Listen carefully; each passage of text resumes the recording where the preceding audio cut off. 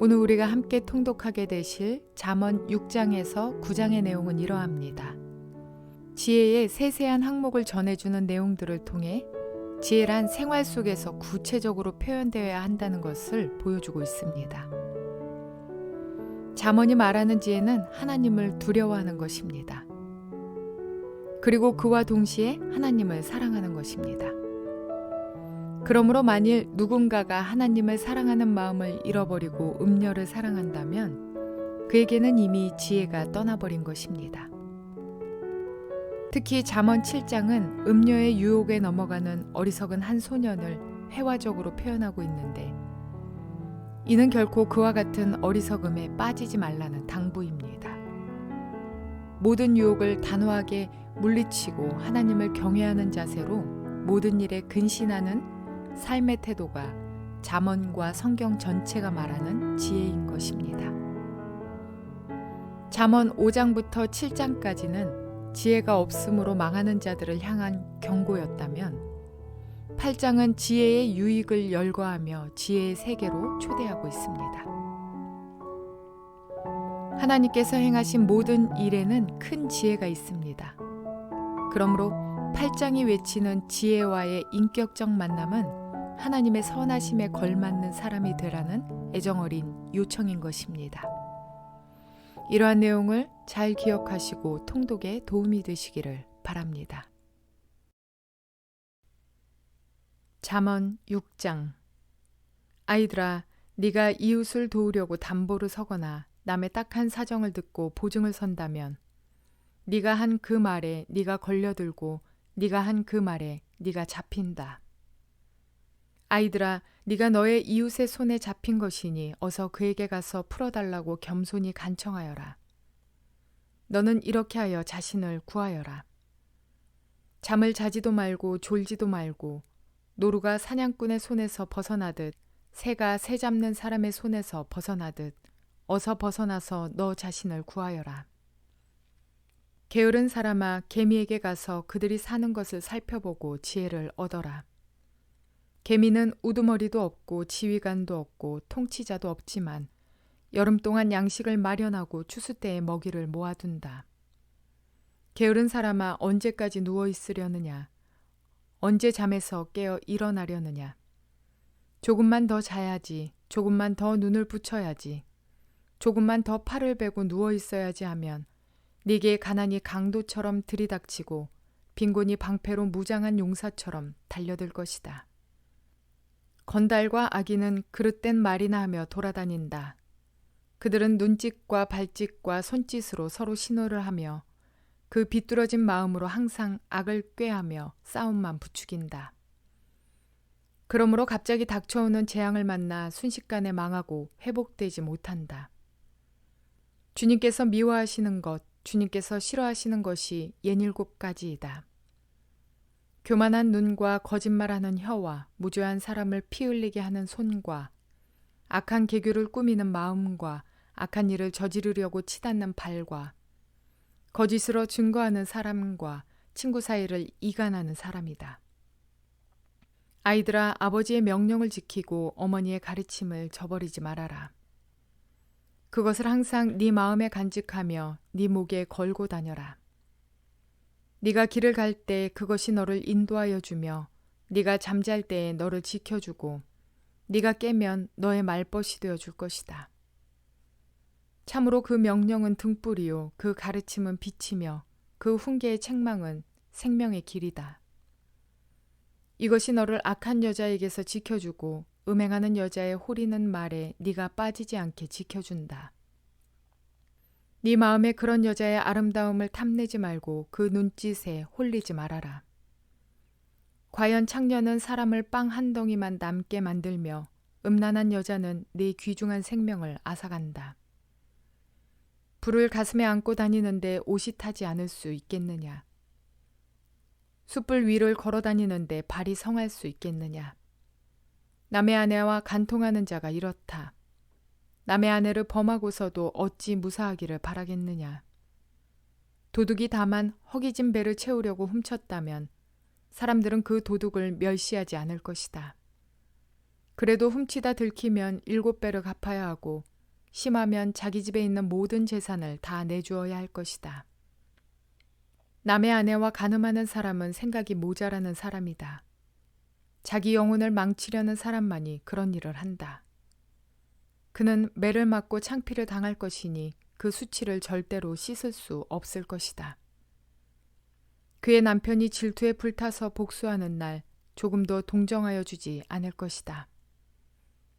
어떤 보상도 거들떠 보려고 하지 않을 것이며 아무리 많은 위자료를 가져다 주어도 받으려 하지 않을 것이다.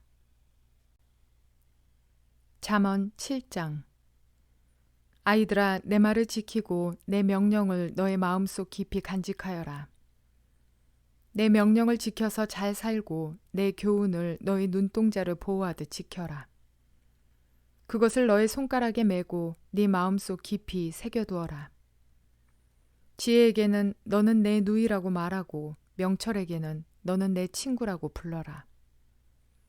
그러면 그것이 너를 음행하는 여자로부터 지켜주고 달콤한 말로 호리는 외간 여자로부터 지켜줄 것이다. 나는 나의 집 창가에서 창살문으로 내다보다가 어수룩한 젊은이들 가운데 지혜 없는 젊은이가 있는 것을 보았다. 그는 거리를 지나 골목 모퉁이로 가까이 가서 그 여자의 집으로 가는 길로 발걸음을 옮겼다. 저녁이 되어 땅거미가 지고 밤이 되어 어두워진 때였다. 한 여자가 창녀 옷을 입고서 교활한 마음을 품고 그에게 다가갔다.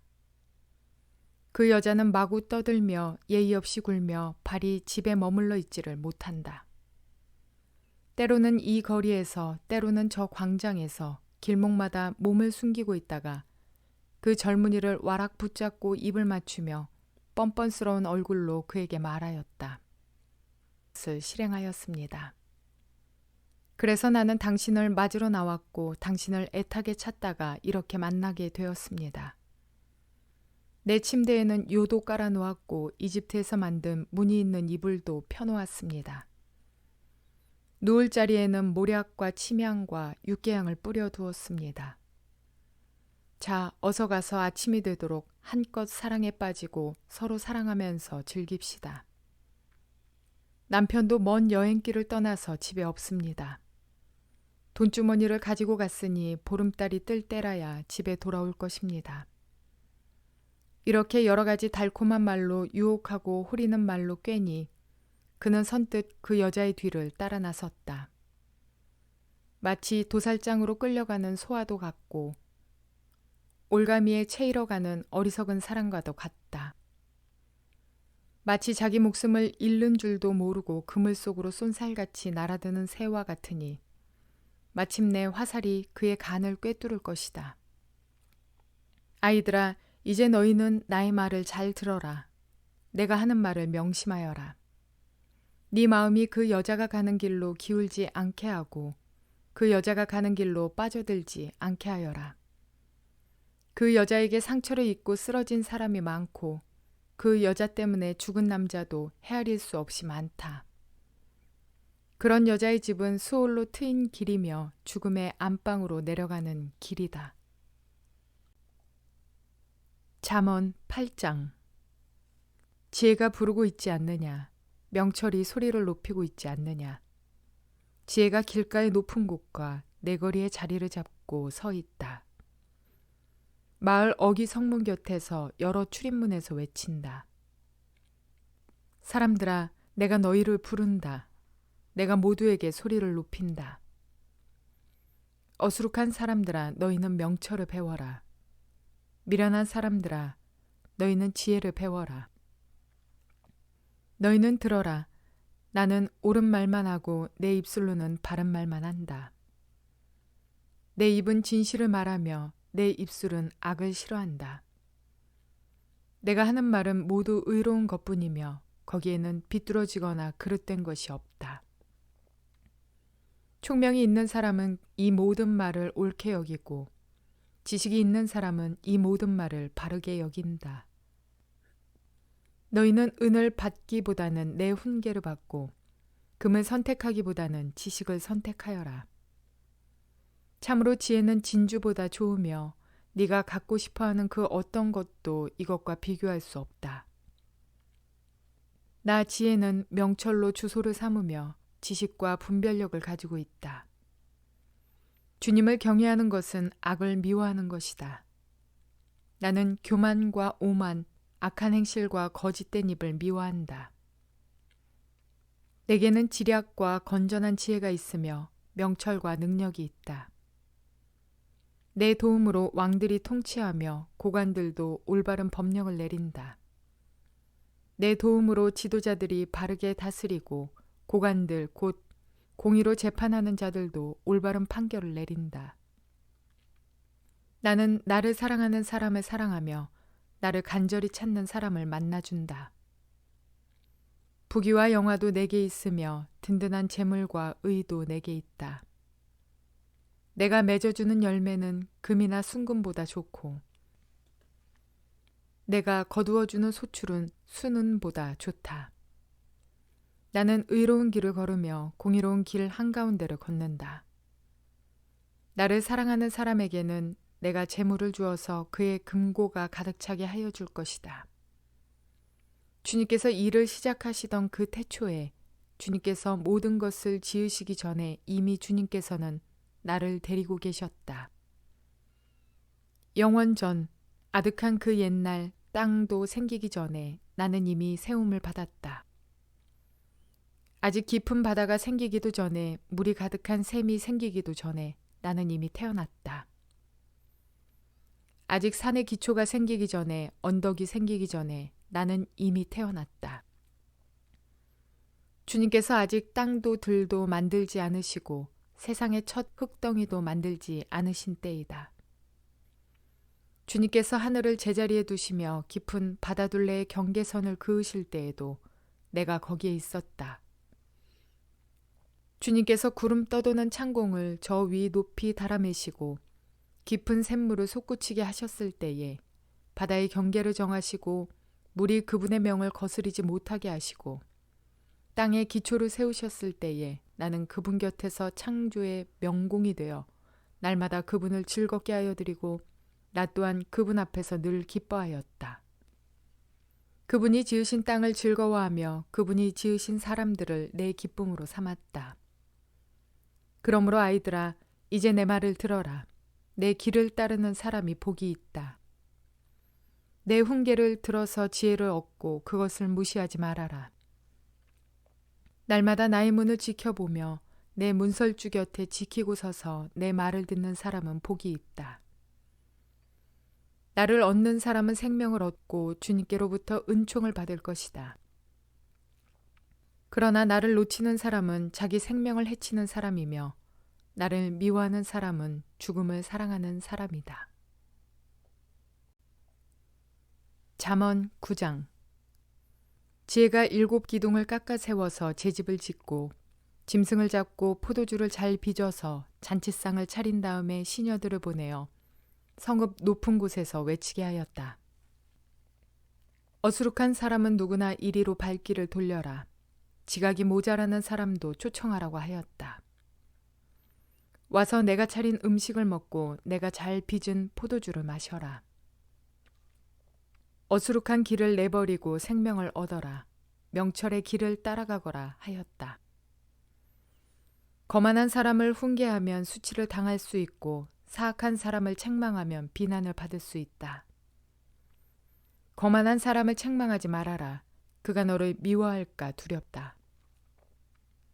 지혜로운 사람은 꾸짖어라. 그가 너를 사랑할 것이다. 지혜로운 사람은 훈계를 할수록 더욱 지혜로워지고 의로운 사람은 가르칠수록 학식이 더할 것이다. 주님을 경외하는 것이 지혜의 근본이요 거룩하신 이를 아는 것이 슬기의 근본이다. 나 지혜로 말미암아 네가 오래 살 것이요 네 수명도 길어질 것이다. 네가 지혜로우면 그 지혜가 네게 유익하지만 네가 거만하면 그 거만이 너만 해롭게 할 것이다. 어리석은 여자는 수다스럽다. 지각이 없으니 아는 것이 아무것도 없다. 그러한 여자는 자기 집 문 앞에 앉거나 마을 높은 곳에 앉아서 제갈 길만 바쁘게 가는 사람에게 어수룩한 사람은 누구나 이리로 발길을 돌려라 하고 소리친다. 지각이 모자라는 사람에게도 이르기를 훔쳐서 마시는 물이 더 달고 몰래 먹는 빵이 더 맛있다 하고 말한다. 그런데도 어리석은 사람은 죽음의 그늘이 바로 그곳에 드리워져 있다는 것을 모른다. 그 여자를 찾아온 사람마다 이미 소울의 깊은 곳에 가 있다는 것을 그 어리석은 사람은 알지 못한다. 잠언 6장 6절에서 11절과 10장 4절에서 5절의 말씀과 같이 지혜는 부지런한 삶의 자세를 지니는 것입니다. 하나님께서 우리에게 주신 시간이 곧 우리의 생명입니다. 우리가 그리스도인으로서 우리의 생명이 하나님으로부터 온 것임을 믿는다면 매 순간순간의 삶을 충실히 살아가야 할 것입니다. 게으름을 피우며 자신의 역할을 다하지 않는 것은 하나님을 경외하는 사람의 바른 태도가 아닙니다. 시간을 헛되이 보내는 것은 근무태만입니다. 물론 우리에게 쉼도 당연히 필요합니다. 그 또한 온전한 삶의 밑거름이 되기 때문입니다. 그러나 종종 쉼과 게으름을 분간하지 못해서 어떤 이들은 쉼 없이 살아가다가 번아웃되기도 하고 어떤 이들은 게으름을 피우면서 쉼으로 합리화시키기도 합니다. 그러나 우리는 주님이 주신 시간들을 잘 계획하고 나누어서 효과적인 삶을 살아내는 저와 여러분 모두가 되시기를 주님의 이름으로 축원을 드립니다.